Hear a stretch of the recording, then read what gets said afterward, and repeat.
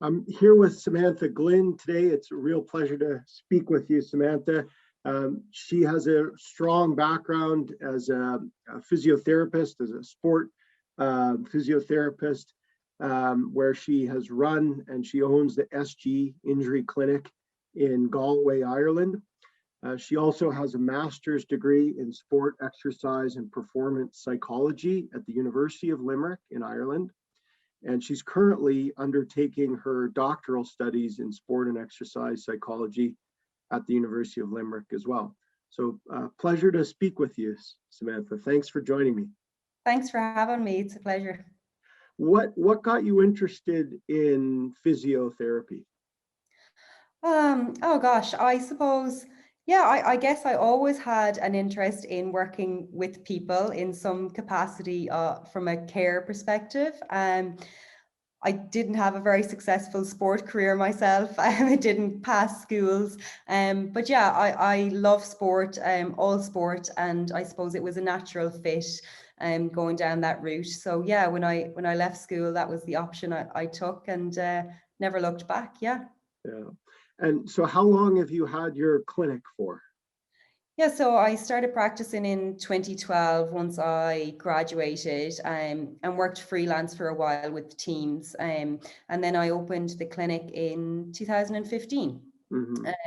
So I was doing some clinical work from home prior to that, but my clinic base where it is now, I have that since 2015. Right. And what kinds of individuals do you see at your clinic?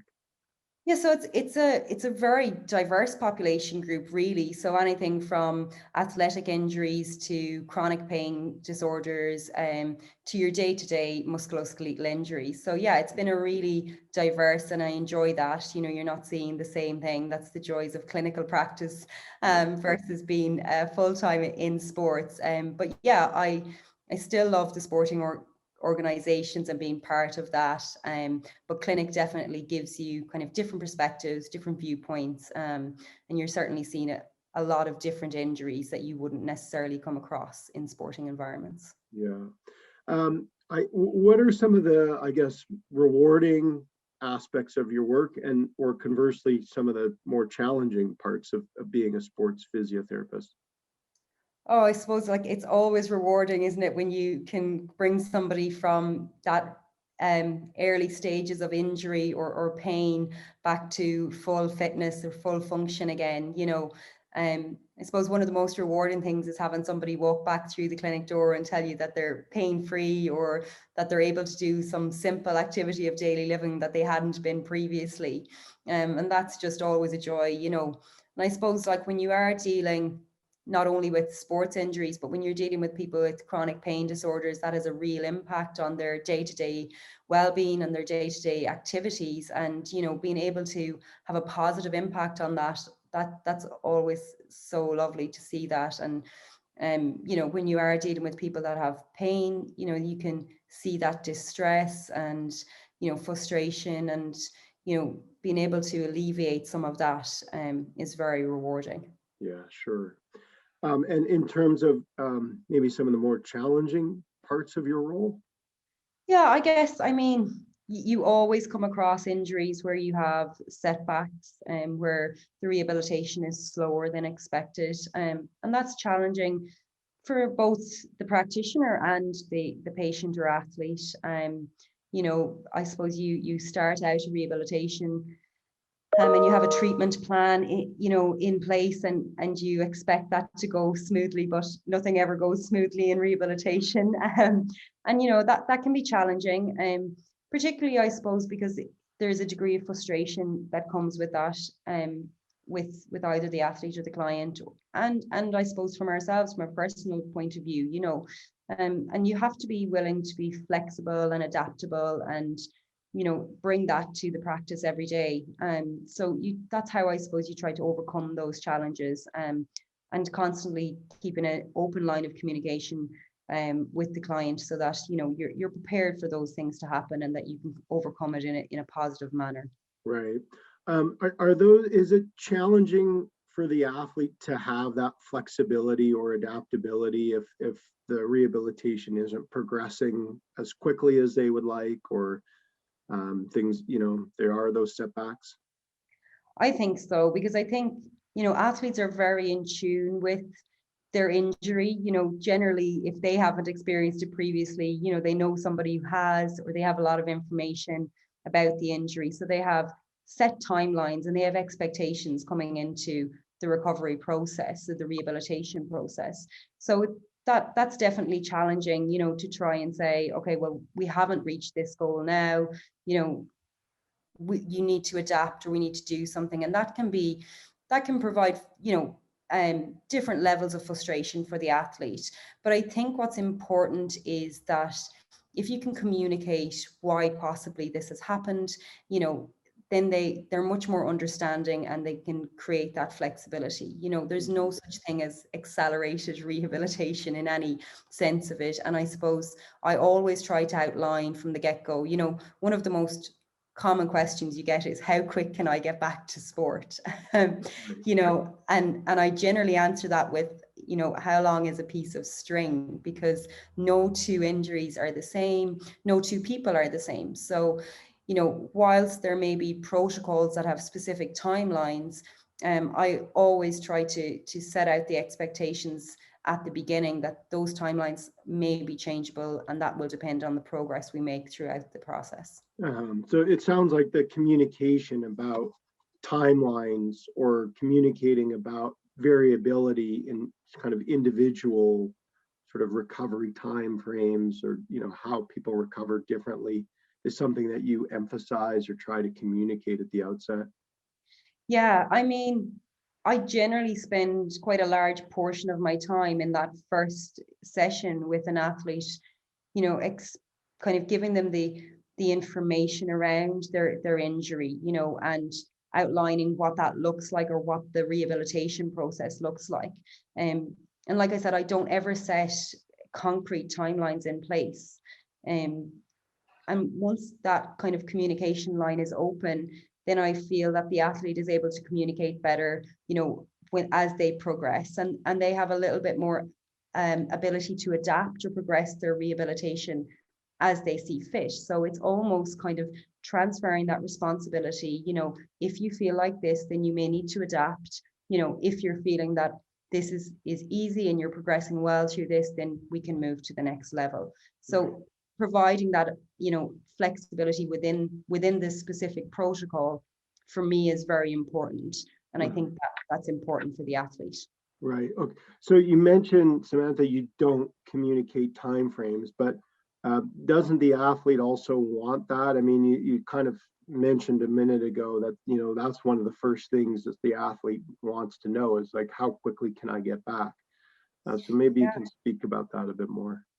I suppose, like, if you take an injury that may be 6 weeks generally to rehabilitate, I will kind of use the words, in an ideal rehabilitation, this will be a 6 weeks process. But we have to consider other factors at play. We have to understand where you are today, and we can move through that. There's a possibility that you are fully rehabilitated prior to that timeline, and there's a possibility that that will take a little bit longer, depending on how we progress.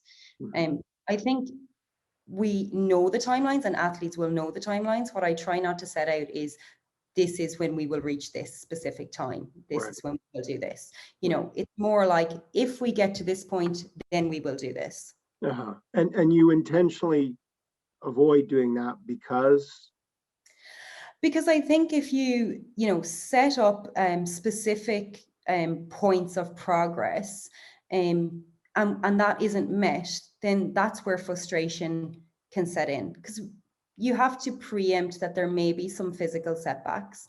But what you don't want alongside that is the psychological response, like an emotional response, if that's not met.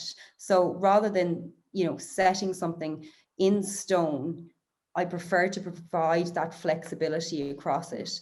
So if we reach this point at 2 weeks, then we can progress to here. Right.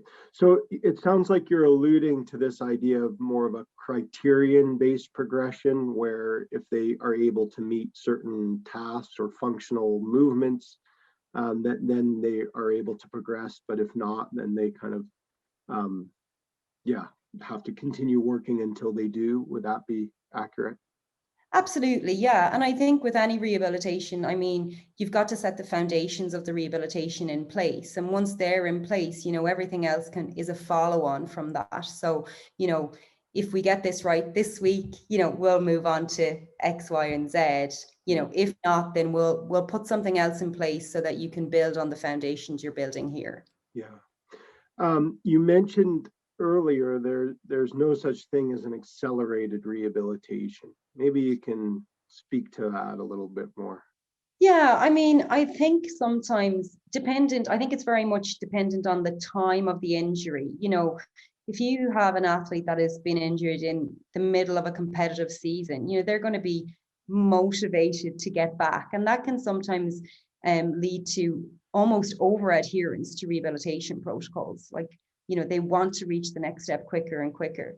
But you have to be realistic that you can't skip steps in these, because you leave the athlete open to re-injury if everything isn't carried out to a high standard, or when you get to that part of when you're trying to return to sport and you're carrying out your return to play protocol, you don't want there to be gaps at that point, and then you're a couple of steps back again. So, whilst an athlete may be really motivated in the process, in adhering to it and doing everything and getting there quicker and quicker, I believe that, you have to get everything right at the beginning and move through the process. It's possible for athletes, of course, to rehabilitate quicker than your maybe, outlined rehabilitation protocol, but not in an unsafe manner, I guess. Yeah.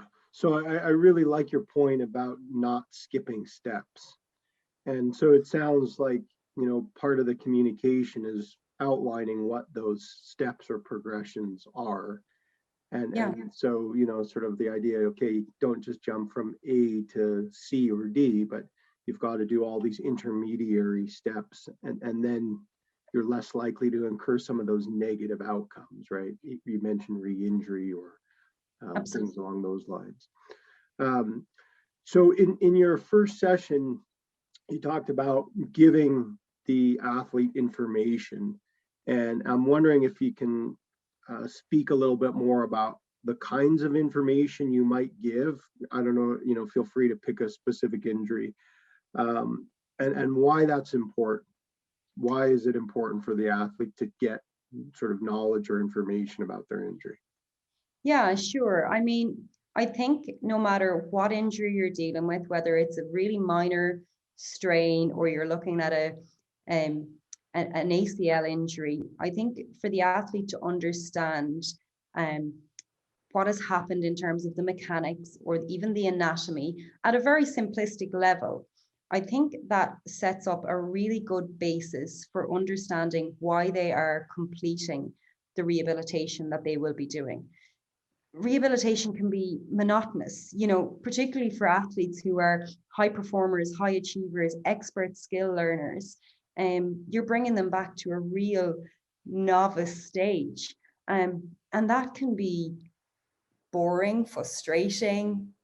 You can have decreased motivation with that because, they're just sitting doing numerous repetitions of the same exercise, possibly lying on a ground, just lifting their leg or, whatever it may be. So I think understanding the anatomy and the mechanics of the injury is really important so that they can know, well, this is, while I'm doing this exercise, this is achieving repair of the muscle fibers, for example. Mm-hmm, mm-hmm.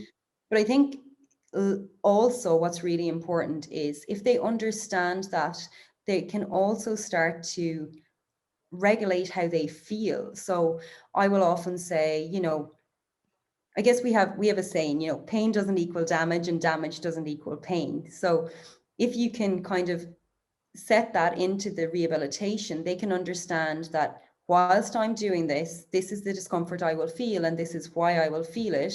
It's okay to feel this, but it's not okay to feel this type of pain because that type of pain may be hindering my rehabilitation. Yeah. So understanding the injury I feel is really important, given that information, because it provides the athlete with some autonomy, I guess, in their rehabilitation then, because they are aware of the process, they're aware of why they're doing what they're doing, and they're also aware of this is when I can adapt or when I must adapt, and this is when I can progress. Mhm. Yeah, so you mentioned some really interesting points there. I guess when they have that understanding, you mentioned autonomy. So I guess it gives them a greater sense of control, right? And I know certainly in a number of studies that I've been involved with some of my former graduate students, we found that the importance of that feeling of a sense of control, right? And how that kind of knowledge or information contributes to that. But I also think it was really interesting you mentioned that an understanding of the injury helps them to distinguish different kinds of pain. So, I really like you're saying, and I don't know if I have it right here, but pain doesn't always equal damage, and damage doesn't always equal pain. Is that right? Yeah. So, some pain is, benign or harmless, and other pain is more harmful, I guess, right? And helping the athlete, I suppose, if they understand their injury, then they're better able to distinguish those kinds of pain. And so maybe you can talk a little bit more about why it would be useful or important for the athlete to be able to distinguish what pain is sort of just regular expected pain that maybe they need to work through, and what pain is more harmful. Sure. Let me give an example of I think ankle injuries, that are your typical ankle sprain. Generally, when we injure the ankle, we get a lot of swelling and bruising in that area, and that's the typical inflammation, and that brings with it its own type of pain.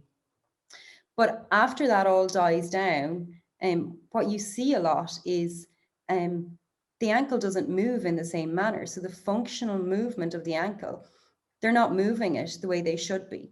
Mm. And because of that, they get stiffness and associated pain. But that pain doesn't mean that there's anything wrong. That's because you're not moving it. Mm-hmm.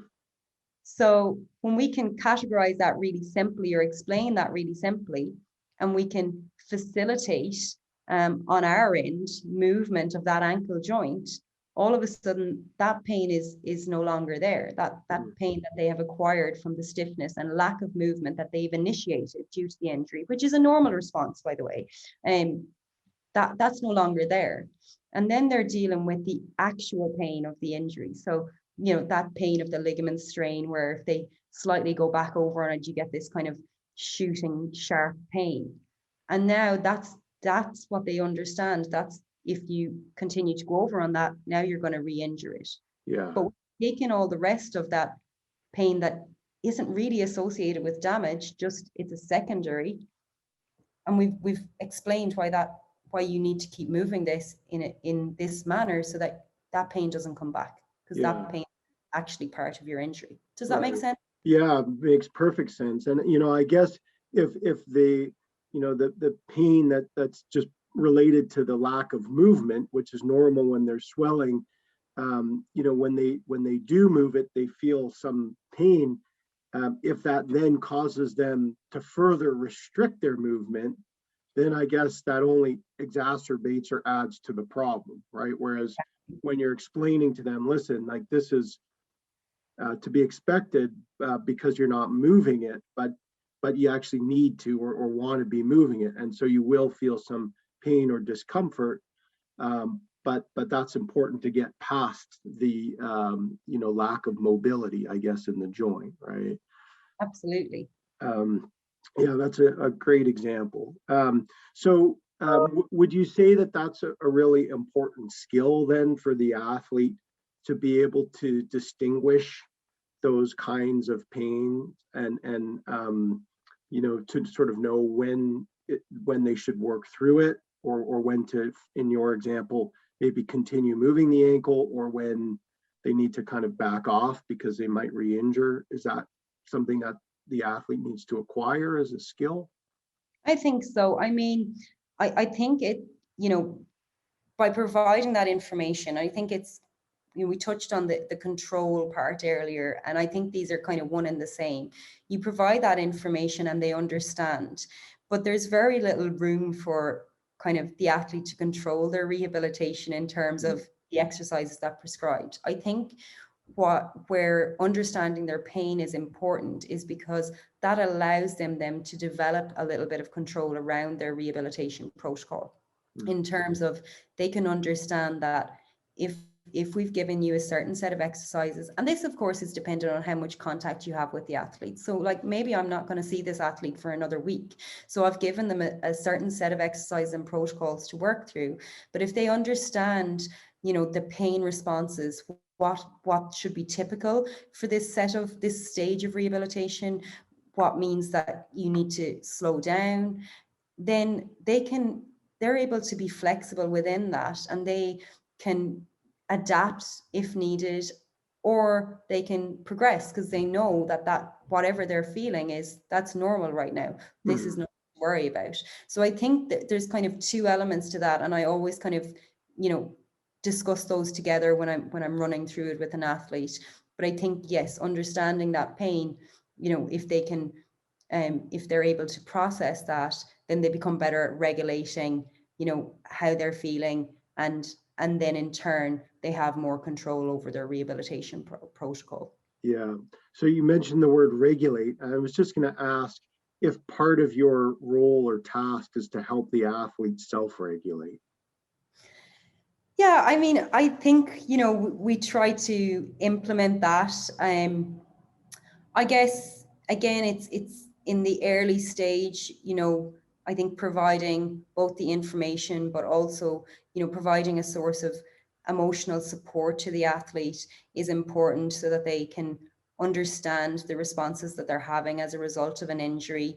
And I think all that coupled with the information they get through rehabilitation, that alone should be something that helps them to self-regulate, in terms of their emotional responses, but also in terms of their pain.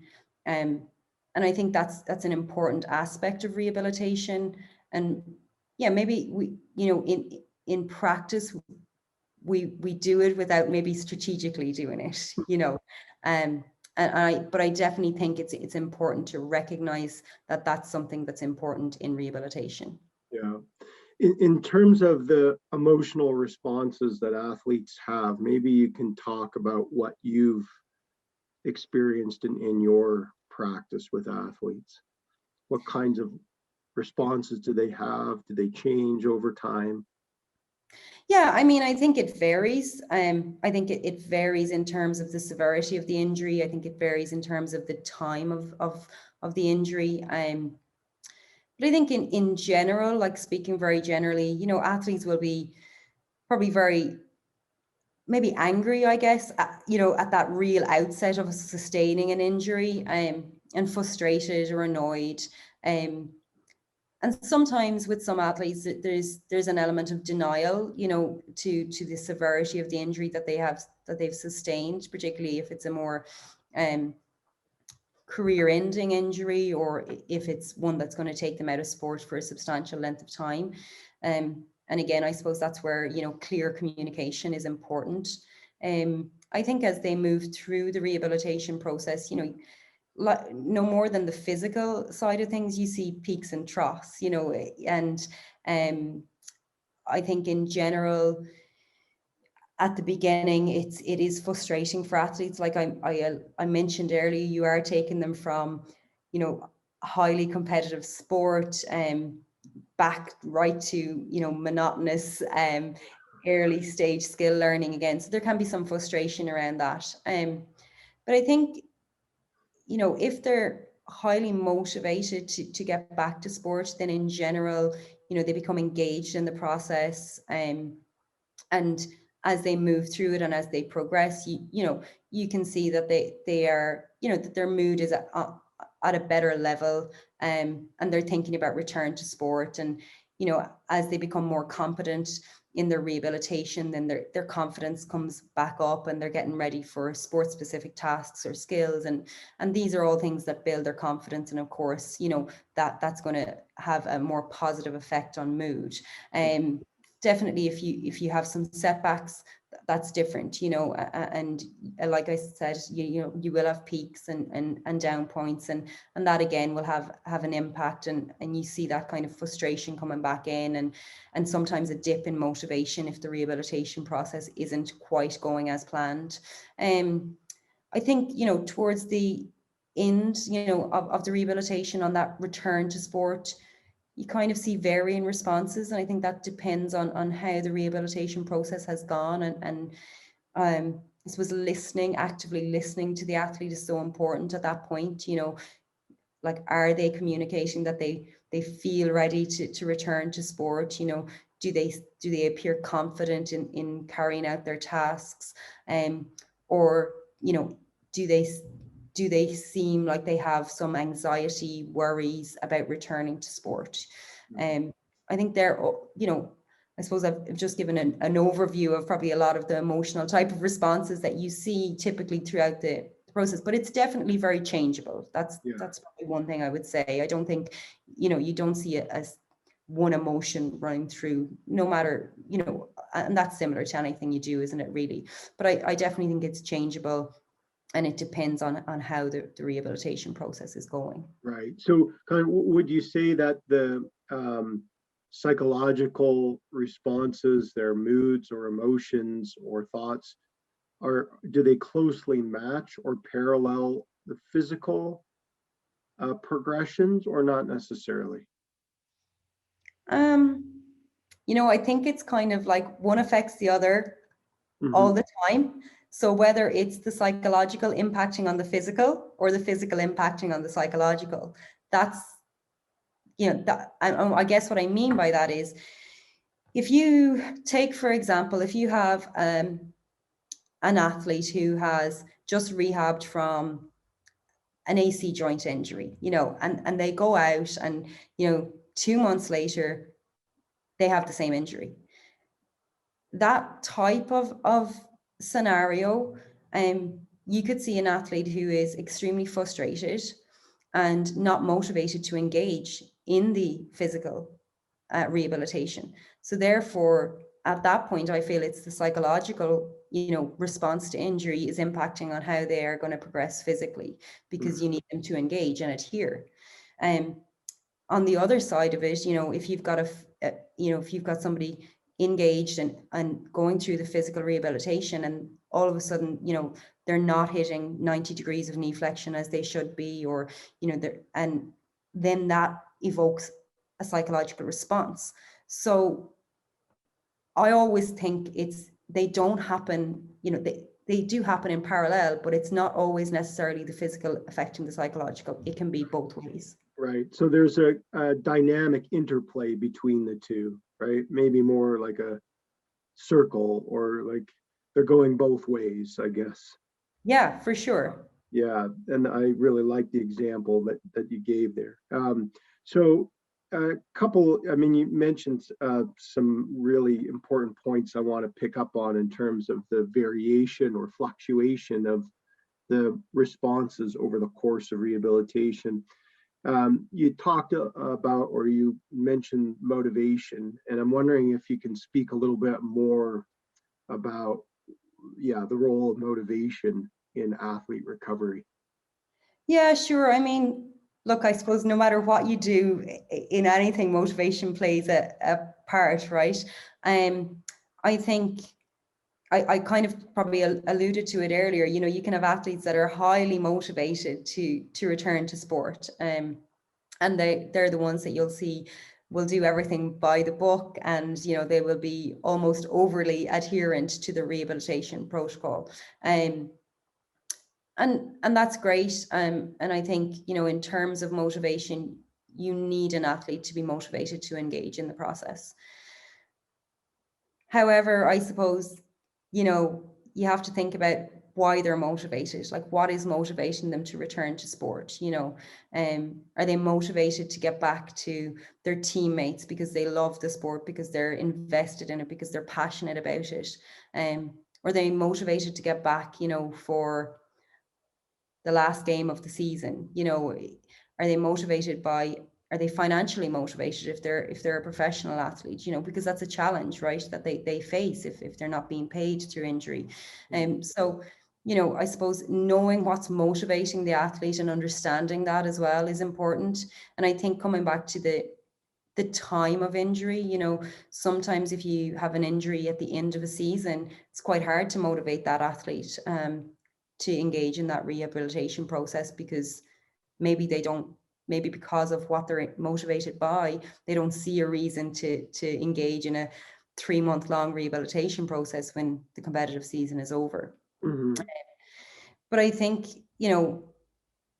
like I said, I think no matter what you do in life, motivation is important, and it always is important to have an athlete motivated throughout the rehabilitation process. Yeah. But I think understanding their motivations, and that maybe even outlined it early in your expectations, what's their expectations for recovery, what's their motivations for recovery. I think that's an important conversation to have. And then how we shape that throughout the rehabilitation is also important. Yeah. So how does that help you from a clinician standpoint when you know why they're trying to come back? What do you do with that information, or how does it inform or influence, if at all, your interactions with the athlete? Or I think it definitely informs interactions, because like if you're thinking that an athlete is motivated to get back for a championship game that's in 4 weeks time, you're going to be aware that they may try to mask certain things, they may try to over adhere to the protocol, they may try to skip steps, and you have to be aware that that's going to leave them at risk for injury, or maybe that they're not physically or psychologically ready to get back to play. So you have to keep that always in the back of your mind. It mightn't be a conversation that you directly have, but you have to understand why they're trying to get back at the timeline that they're trying to get back, because that's going to inform your decisions and inform how you go through this protocol. And it's not that, I mean, look, you always have, or you try to have the best rapport you can have with an athlete, so you hope that communication is always coming from an honest and true viewpoint. And I think 99% of the time that's the case. So you can understand, but also you can say to them, I understand you want to be back for this game, however, this is where we're at, because you have to be thinking about what's the best way forward here from the physical point of view. yeah. And also, from a psychological point of view, if an athlete is trying to get back for, reward or recognition, getting them back to play at that point, that could come with anxiety then about returning to sport, and you don't want to put an athlete in a position where they're not both physically and psychologically ready to return. Yeah. So on that note, you talked a little bit about this earlier, that idea of assessing readiness. And I'm wondering, you mentioned being an active listener, particularly at the end of their recovery, picking up on maybe some ambivalence or hesitation that they have. I guess I'm wondering, how do you, given your background both as a sport physiotherapist, someone with expertise in sports psychology, how do you assess someone's or an athlete's psychological, or not just psychological, I'll broaden it, I guess, just to their readiness to return? Yeah, that's, I think, prior to me engaging in my sports psychology master's, and prior to me engaging in my doctoral studies, it was something that from a clinical point of view, or in sporting organizations, it was always just based on, gut instinct of listening to the athlete. It was never something concrete in that we could measure as such. And yeah, I know there's tools available to do that, but I guess, coming from a physical background, you don't have those readily at your disposal, or maybe you're just not aware of them. And I think in terms of readiness to return to play, when you're getting an athlete back in that return to sport protocol, everything is measured on a physical basis. And for me, prior to doing all my studies, it did come very much down to communication with the athlete, like listening to what they're saying at that point, and it might just be as simple as saying, do you feel ready to play? And keeping it as open-ended as that, not, how does your hamstring feel? Just, do you feel ready to play? And hoping that opens a conversation around how they're actually feeling at that point, and whether that's on an emotional, psychological level, because there was no other tools at my disposal at that point. Mm-hmm. I think it made it difficult, particularly in scenarios where maybe the decision lied with me as the sports physio on whether to play this player or not. It made it difficult to say that, yes, this player is physically ready to play, but psychologically, I don't think they're ready. Mm-hmm. So I think that's something that definitely I had struggled with in that type of practice. And I think it's something that, there needs to be a greater degree of awareness around, that we can't only measure readiness to return to sport on a physical level. Mm-hmm.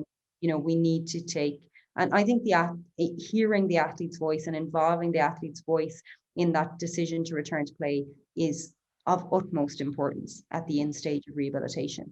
And I think that in conversation needs to happen amongst, the sports physio, if there's an S&C coach, if there's the coach themselves, selectors, whatever is involved at that point in the makeup of the team and the decision-making process. But I think the athlete's voice should be at the center of that. Yeah. Going back to your point, Samantha, about their motivations, and maybe they're trying to return. They could be returning for a whole host of reasons. Some may be more external, like they want there's contractual agreements, or maybe they want to help the team win a championship or get back for a certain game or the playoffs, whatever it might be. Do those motivations potentially cloud the athlete's judgment about the extent to which they are physically or psychologically ready to return? I think so. I mean, if you're possibly motivated by the, like you said, those external factors, then there's maybe a degree of I won't say reality, but maybe their judgment is clouded on the fact that, I think that can be, by the way, both from a physical and psychological level, because no matter how good your tests are from a physical viewpoint, you still may feel some degree of lack of readiness to compete on a physical level. So you can see that from both levels. So I do think that impacts their judgment, because it's not getting back to play, and it's not thinking about the consequences of playing when you're not ready to play. Mm-hmm. Because we know that either returning to sport when you're not physiologically ready or psychologically ready, that can lead to re-injury. Stress in itself has been linked to injury. So I think that lack of awareness around that and can definitely cloud their judgment on making that decision to return to play.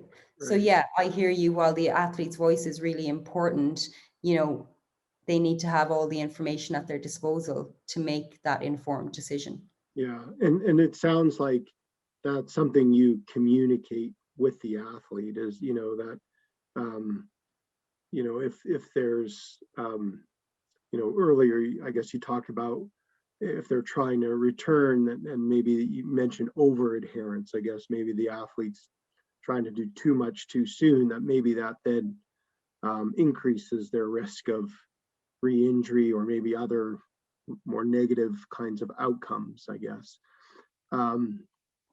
So I was also curious, what was your motivation or impetus for doing your master's and now your doctoral studies in sports psychology? Yeah, I guess just what we touched on there, I suppose, well, there was two elements really, I guess. From the sporting side of things, as a physio, probably particularly not working in larger organizations, but where possibly I was one of the only support staff, I guess, from a medical viewpoint embedded in the organization. I was probably the first and the most frequent point of contact for the athletes. But also, I was the only point of contact in terms of any psychological support or awareness of psychological response to injury. And often, no matter how good or how well the athlete physically rehabilitated, there was a hesitance to return to sport. And I guess I had some training at undergraduate level, but not a whole pile, and not much outside of my degree. I hadn't done any continued professional development in the area of sports psychology. It wasn't really readily available, I guess, when I was looking at continued professional development courses. So whilst I was aware that it was, a psychological element that was maybe hindering their return, I wasn't really sure, how to address that. Should I address that? Was that within my scope? What could I do to facilitate the athlete to return to sport when I knew that I had, physically that athlete was okay? And there was other little things, I guess, working within sports and coming up to maybe a big championship game, and you'd have players and athletes complaining of little niggles, little tweaks, and it was all that kind of information, kind of, that was a stressful time, there was a lot of stress coming up to that, and then they were picking up these little injuries. I didn't think it was coincidental. I suppose, and that was my kind of experience from the sporting side. And then I suppose from the clinical side, it came more from kind of more the chronic pain injuries, long-term injuries, and seeing such heightened emotional responses with those injuries, because they really impacted on people's lives on a day-to-day basis. They may not be sleeping very well, they may not be able to work, and people were experiencing symptoms of depression, symptoms of anxiety, because of a musculoskeletal injury or a chronic pain disorder.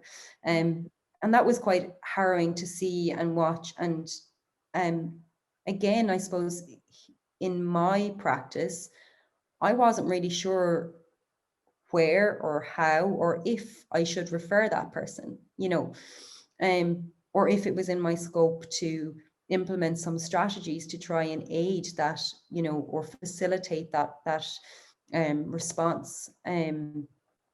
So I suppose I started to kind of, when somebody maybe came in and looked like they were in distress, rather than talking about their injury, I just started to listen. Do you want to tell me how you feel today? Do you want to tell me how this is impacting on you on a wider level?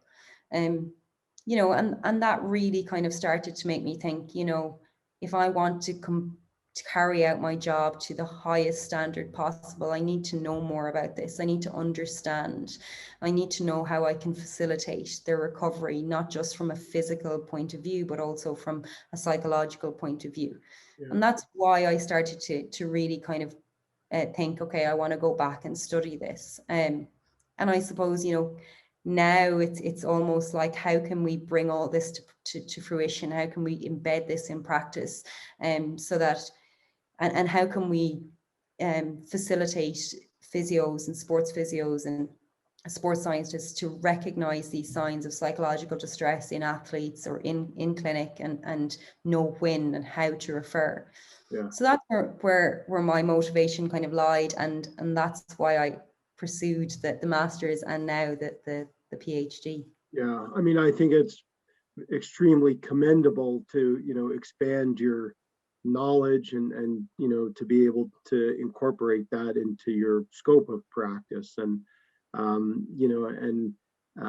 I guess as we were talking about before we were recording, I think someone with your experience is probably ideally positioned to start translating and incorporating some of the research concepts and models and findings into the practice that you run. So I think that's fantastic. In terms of you've mentioned throughout our discussion communication, and I'm wondering if you can talk just a bit more about what are some keys, I guess, to effective communication from the perspective of you, the practitioner, to the athlete? And then secondly, what are some things that help you as a practitioner in terms of athlete communication to you? Okay, so I think it's really important in an athlete practitioner relationship to build a rapport and create trust within the relationship. But I think more than anything, it's to listen. We can talk a lot and give a lot of information and give all the details, but if we don't listen, we miss those little intricate details that are going to form the basis of the treatment plan, or they're going to give us insight into how the athlete is feeling at that time and point. So I suppose early in my career, you go into an assessment and you have 100 questions to ask and you need to get all this information. And very soon I realized that actually if I just stop and listen, I'll get a lot more valuable information. So I think that's really key. And sometimes it can be difficult because you're looking down and you're saying, okay, I need to get this information here, and I need to know about this because I need to rule out this. But really we miss the devil is in the detail, right? So we miss the key information by doing that sometimes. So I think, for me, that's a big thing. I think in terms of understanding what we can get from the athlete is somewhat similar, because if we don't listen effectively to what the athlete is telling us, we can't just adapt and progress. We can't just carry on with said protocol. We have to hear them at every level. And if they're struggling from a physical point of view or a psychological point of view, then we have to be adaptable as quickly as possible so that we can ensure that they progress effectively. Mm-hmm. So I think by listening, you open that line of communication a lot more. I think also it's really important to be able to empathize with the athlete at some level, because you're in that process with them. I remember talking to a physio before, and they almost said you almost feel the injury with the athlete. You are in that process, so you're invested. And whilst I always try to kind of make the athlete 100% responsible for their rehabilitation, I also think it's important to communicate that we are in this together, and that builds trust. That opens the lines of communication, and you hope then by doing that particularly coming to that end stage, that you have a much better informed decision about their readiness to return to sport. Mm-hmm. And how do you communicate that you're in this together to the athlete? Is that something you explicitly say, or is that done more implicitly? I think it's more implicit. I always say, contact me if you're wondering about anything, even if it's just the smallest thing. Just drop me a text. I'll try and get back to you. If don't feel like you're having to wait till next week to see me for an answer to a question.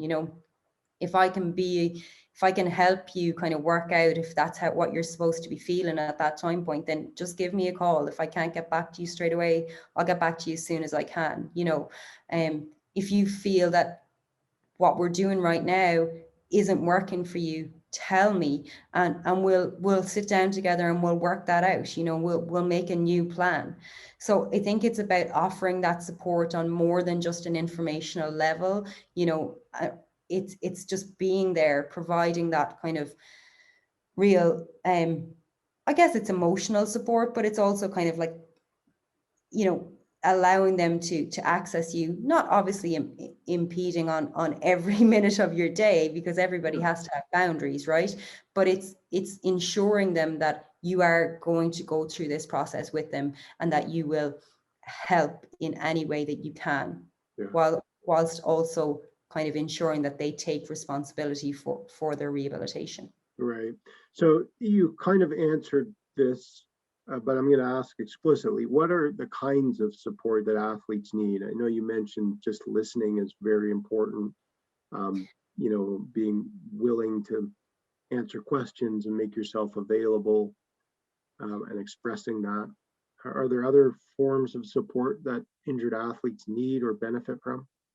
I mean, I think overall, support from family, friends, teammates, that's also really important. An athlete that sustains an injury, particularly if it's going to put them out of sport for a while, that can impact on their, athletic identity. And I think it's important that, the support provided to them, comes from kind of all sources, but at different time points. So, for an athlete perhaps that's going to be out of sport for a long period of time, it may not serve them quite well to be embedded in, the athletic environment, that, seeing what everybody else is doing, performing, that may cause frustration, and lack of motivation at that point. However, maybe as they come close to the end of rehab, they need that type of support. They need to be embedded back with their teammates, with their coaches, and see that. And everybody is different at different time points, So I think that, that sort of support is really important. And we mentioned emotional support, and that can come from different sources. Like I said, family, friends, it can come from, the physio, the coach, peers, and of course, the informational support. But I think, overall, while social support is really important, it's ensuring that the right support is given at the right time in the rehabilitation process. And I think that's the most important thing at any given time point. And I don't think there's a clean way to look at that. I don't think it's at this stage they need this and at this stage they need this. I think that's very much dependent on what the athlete communicates at a certain time point in their rehabilitation. Right. But even just recognition that, well, the athlete may need different kinds of support at different points, time points in their recovery, seems like a very useful insight. Because I suppose from a practitioner standpoint, maybe it gives pause for reflection. Well, am I giving the person what they need at this particular time, right? Or, just to think about things in those kinds of terms, as opposed to, well, I'm being supportive, right? Or, I'm giving information, therefore I'm being supportive. Well, maybe that's not what they need then and there. So yeah. And sometimes we do get caught up in the rehabilitation protocol and don't take enough time to reflect on the, those other factors. So I do think it's important to really stand back sometimes, and I think you only do that by listening and looking out for what the athlete needs at certain time points. Yeah. In terms of athlete communication with you, what's helpful? If I'm an athlete listening to our discussion, what is it that the athlete can do or should do, maybe, to best communicate with you, the practitioner? I think, if you come from a real honest place, and I think not only communicate how you're feeling physically, but how everything has changed, because it does change, right? There's an abrupt stoppage to your training, your sport, So I think to come into the process and be able to openly communicate about, has this changed? How has your daily routine changed? Has it affected your sleep patterns? How's your pain? One thing I kind of encourage people to do is kind of almost keep a diary, a log of when maybe 3-4 time points throughout the day, so you can come back to me then with really clear communication of where was your pain this morning, where was it in the mid-afternoon, where was it this evening, and what else was going on, like did you sleep well last night, how's your diet, has that changed? I think as long as that information is clear and honest, it's really helpful for a practitioner, because you can base all your treatment plan around that. If you don't have full disclosure, full information, you are giving a treatment plan based on the information that you have, so we can carry out physical tests and functional tests, but we don't know how you're doing at home, every day. So I think coming with clear communication of all aspects and knowing that it's relevant, because sometimes athletes just don't know that that's relevant, that they just don't consider it, and maybe they just haven't been informed previously. So knowing that all those elements are really important in making a really good comprehensive recovery plan. Yeah. Okay. So with what you just said, what if the athlete thinks, okay, well, I'm not a complainer. I don't, feel the need to talk about everything. I just want to get on with, what I need to do, or, I don't want to be seen as like someone who's always talking about my pain, or how does that fit into what you're talking about with clear, honest, open communication? I think, look, I've come across plenty of athletes that think it's not relevant. So, I always approach it in the exact same way. Everything will affect, or have an impact on your physical rehabilitation.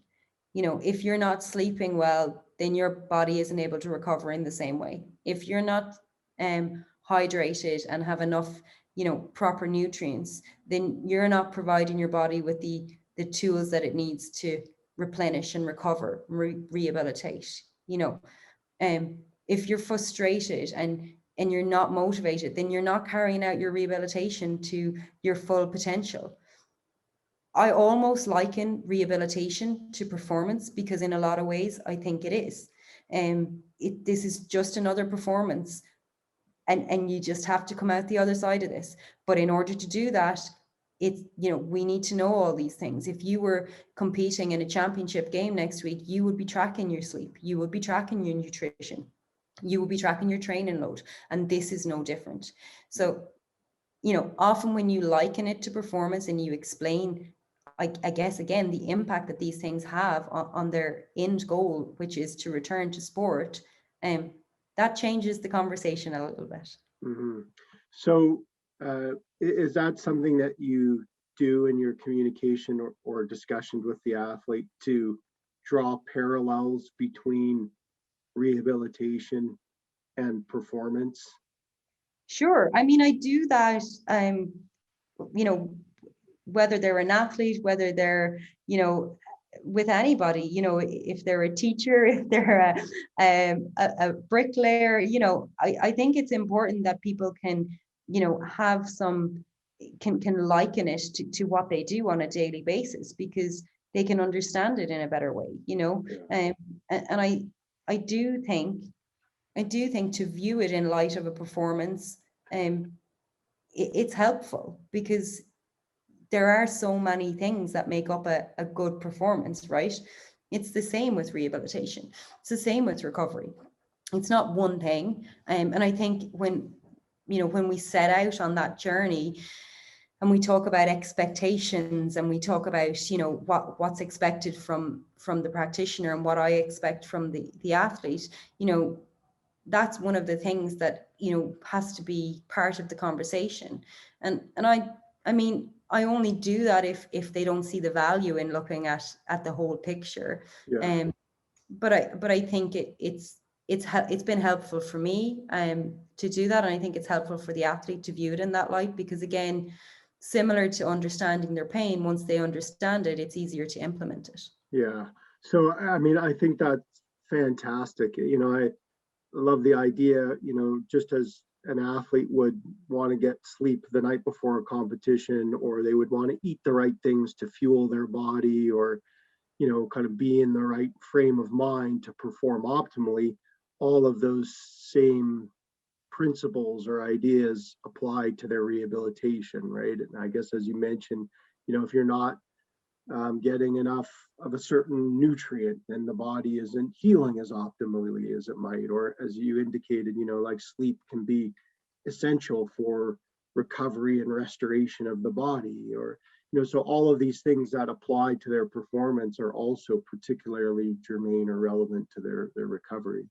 I think that's great. And you know, do you notice, so if you're struggling with an athlete, or you sense they're not communicating in a clear or honest way, or they don't necessarily see how all of these different factors come to bear on the recovery, and then you have either a conversation or you kind of relay what you just did so nicely here, does that change their mindset in some way, or do you see it, do you notice some shift when you frame things in terms of, well, this is now your new sort of performance, or this is your new kind of competition? Does that change things? I think it does, like, largely change how they view it, because it's a transition, right? You know, and it's like a, you know, it's just a stop back gap to getting back, you know, and I think often athletes do things, you know, from a performance point of view, maybe without fully understanding why they're so important. So I think when you relay that information and you can be very clear about it, and you can show how it has a physiological impact, then that changes how they see it. They're, you know, they're kind of like, oh, right, okay, I get it now, you know. Um, and yeah, like, I mean, definitely more recently, probably in the last 2 to 3 years, I don't wait for them to kind of have to get to that point, you know, in that kind of early stage of rehabilitation. You know, I'll say, you know, you're injured, you've got a change in activity levels now, you may see some changes in sleep, you know, you may want to have some alterations in diet, um, you know, and let's keep an eye on how those things are going. So I won't specifically put it into place, but I'll make them aware that it's something to think about, or that it's definitely going to be something that we'll touch back on again throughout the process. Right. So it sounds like you kind of have that conversation more preemptively rather than waiting till there's more of an issue, I guess. Yeah. And just going back to that point you mentioned about athletic identity, how do you notice that maybe athletes who really sort of strongly identify as an athlete, does that impact their rehabilitation positively or negatively in some way? I think it's I hate to say it depends, but I think, you know, it's probably closely entwined with motivation. So why do they have it? You know, why are they motivated to, you know, return to sport? Is that connected to their athletic identity? You know, I suppose if you take, for example, our national sport here in Ireland, which is the GAA, kids grow up playing that from the age of 4 or 5, and you could be dealing with players, you know, at county level, which is the highest level of the sport here, and they're playing for their county, but they have such a love for that, it's ingrained, you know, they're passionate about the sport.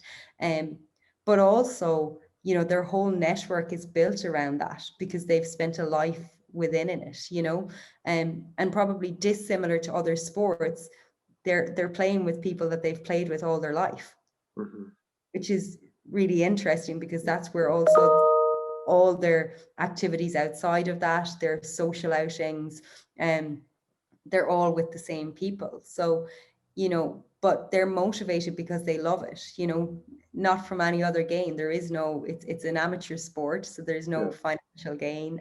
Of course, they can be externally motivated by other things, but in general, you know, they're very intrinsically motivated because of the passion of the sport. I think it becomes more of an issue in terms of rehabilitation from injury when you are talking about career-ending injuries. Because I think at that point, there's so many other challenges facing athletes. Yeah. And they're probably less motivated to rehabilitate in terms of what is the end goal.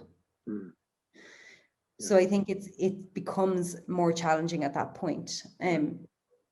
But for, you know, for a large part with the athletes probably that I've been dealing with in terms of our national sport here, in terms of the GAA, they have other interests outside of it, you know, so they have work, etc., because it's an amateur sport. So that kind of offsets that. When we work with professional athletes, then it's a little bit different because, like I said, they, you know, they're embedded in that, and they struggling with athletic identity and trying to find an outlet outside of that because your social support network is changed immediately, right? And that provides its own challenges. So I think, I mean, I think it's dependent on sport. I also think it's dependent on what social support you have outside of that sport, and whether or not it's a career-ending injury or not. But I think it's very closely linked with motivation. I just have a couple other questions for you. Would you say there are identifiable factors? It could be specific to the athlete, or maybe kind of environmental factors that distinguish the trajectory or the path that athletes take in their recovery. So some who kind of make a more successful, however defined, recovery versus those who are less successful. Are there factors that distinguish those two groups? Yeah, I mean, I think in terms of, you know, sometimes you see players or athletes that have had previous experience of injury. And that can sometimes in itself alone define what's a successful, if you want to call it successful, or unsuccessful rehabilitation. Because if somebody has previously had a really negative experience of a rehabilitation, or has just rehabilitated and been re-injured, that in itself can prove difficult in overcoming that challenge. I think some athletes are better able to mobilize psychological skills in terms of what they have in terms of their performance into the rehabilitation. I think the athletes that are able to do that, they tend to be able to process and self-regulate, you know, and are more adaptable in their goals of rehabilitation and their expectations. So certainly, you know, if you can mobilize those psychological skills that you've already obtained through your sport, that's really beneficial, and that proves to be helpful in a successful rehabilitation. I think, you know, I suppose all the factors we've talked about, you know, they're all at play here, right? But I think if you were to kind of put all those aside, those other two things, you know, previous experience of injury and ability to mobilize those skills, I think those are the things that kind of stick out the most when I'm in clinical practice. I do think, you know,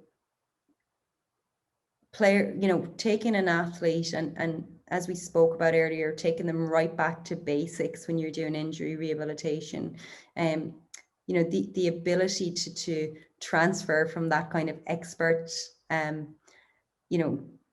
skill back down to novice skill, and to that's something as practitioners we have to be aware of as well, so not only for the player, the athlete to be able to adapt, but also that we're able to adapt to their mode of learning and the mechanism in which we do that.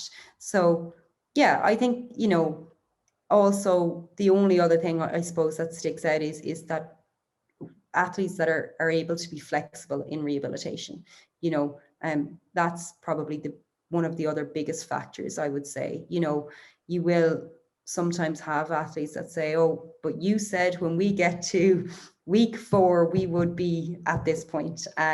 So yeah, I think being able to be adaptable and flexible in the rehabilitation process, that's definitely helpful. Yeah.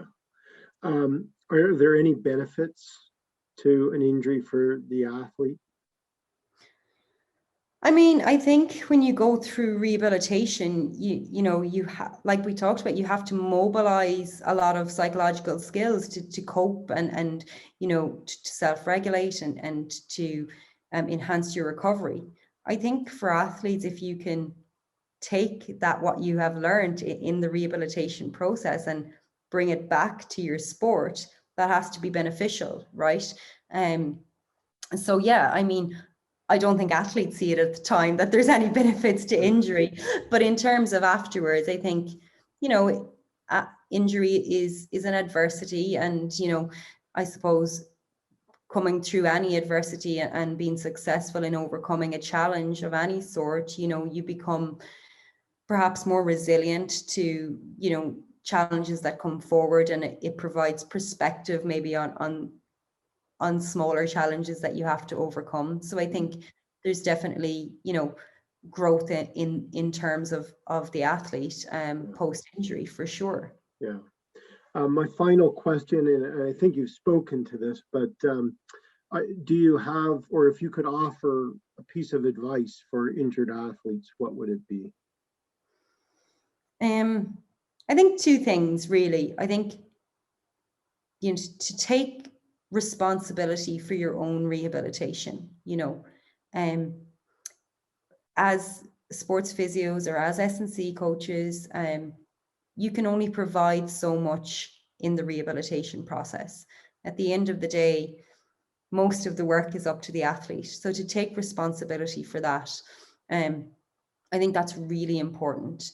And the other thing is to come into the rehabilitation process with an open mindset in terms of being able to be flexible and adaptable. That way, when you do hit setbacks that maybe are inevitable in rehabilitation, you can adapt and you can move forward and progress quicker, and you don't have that negative emotional response that maybe you would have if you have been less adaptable in the process. Yeah. No, those are great pieces of advice and thoughts. And yeah, I just want to say, Samantha, it's readily apparent that you're not only very knowledgeable, but also, I'm sure, very caring in your interactions with your patients and clients and athletes. And I just want to thank you for sharing all your invaluable insights, knowledge, and experience. Great to be with you. Thanks for having me.